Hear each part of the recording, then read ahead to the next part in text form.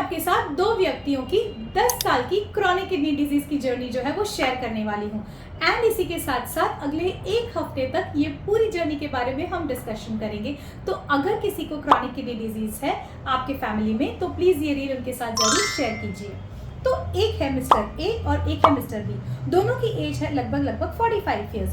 दोनों जन को डिटेक्ट हुआ है क्रॉनिक किडनी डिजीज। अब मिस्टर ए क्या करते हैं, इंटरनेट पर जितने सारे आर्टिकल्स है क्रॉनिक किडनी डिजीज से रिलेटेड वो सारे ही पढ़ डालते हैं। लेकिन इसके विपरीत मिस्टर बी क्या करते हैं, वे जाते हैं किडनी के डॉक्टर के पास। वे पूछते हैं कि सर आप मुझे बताइए कि मेरी किडनियों की परिस्थिति क्या है। तो डॉक्टर उन्हें बताते हैं कि देखिए आपको जो है वो है क्रॉनिक किडनी डिजीज स्टेज 2।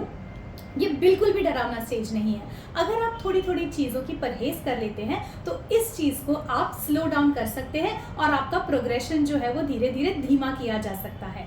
तो इनकी वाइफ डॉक्टर साहब को पूछते हैं कि सर आप हमको बताइए कि हम डाइट में कौन से रिस्ट्रिक्शंस करें ताकि ये स्लो डाउन कर सके प्रोग्रेशन। तो डॉक्टर उन्हें दो चीज़ बताते हैं। सबसे पहले तो कि खाने में नमक कम किया जाए और दूसरा बाहर के खाने से परहेज करें।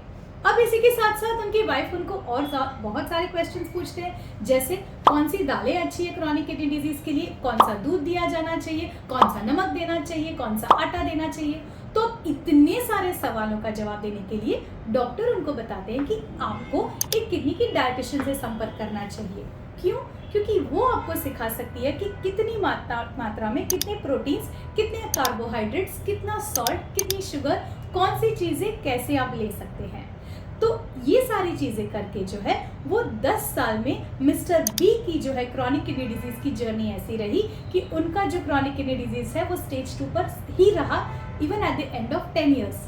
इसके विपरीत अब देखते हैं कि मिस्टर ए का क्या हुआ। चूंकि उन्होंने किडनी डॉक्टर से संपर्क नहीं किया, क्योंकि उन्होंने ज़्यादा संपर्क जो है वो केवल इंटरनेट मटीरियल से रखा, इसीलिए वे रहे तो स्टेज 2 पर ही। लेकिन इसी के साथ साथ उन्होंने चूंकि बहुत ज़्यादा ओवर रिस्ट्रिक्शन करके रखा था डाइट पर, तो उनका बहुत ओवर वेट लॉस हो गया। इसी के साथ साथ उनको मैल न्यूट्रिशन हुआ और उनकी इम्यूनिटी बहुत ज़्यादा कॉम्प्रोमाइज हो गई।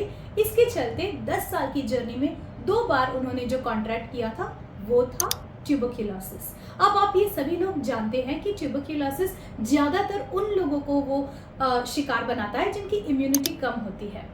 तो ऐसे ही जंजाल में नहीं फंसना है अगर आप लोगों को, तो आप लोगों को ये जानने की ज़रूरत बहुत ज़्यादा है कि क्रॉनिक किडनी डिजीज में ओवर रिस्ट्रिक्शन जो है वो ज़्यादा हार्मफुल है रादर देन अंडर रिस्ट्रिक्शन। और कितना रिस्ट्रिक्शन करना चाहिए ये जानने के लिए आपको एक किडनी डायटिशियन से सलाह लेनी चाहिए। तो अगले पूरे एक हफ्ते तक मैं जो हूँ मैं आपको हर एक stages of chronic kidney disease पर कौन सी चीज़ें रिस्ट्रिक्ट करनी है और बिल्कुल कैसे ओवर रिस्ट्रिक्शन से बचा जाए, ये सारी चीज़ों की जानकारी देने वाली हूँ। So please stay tuned with me.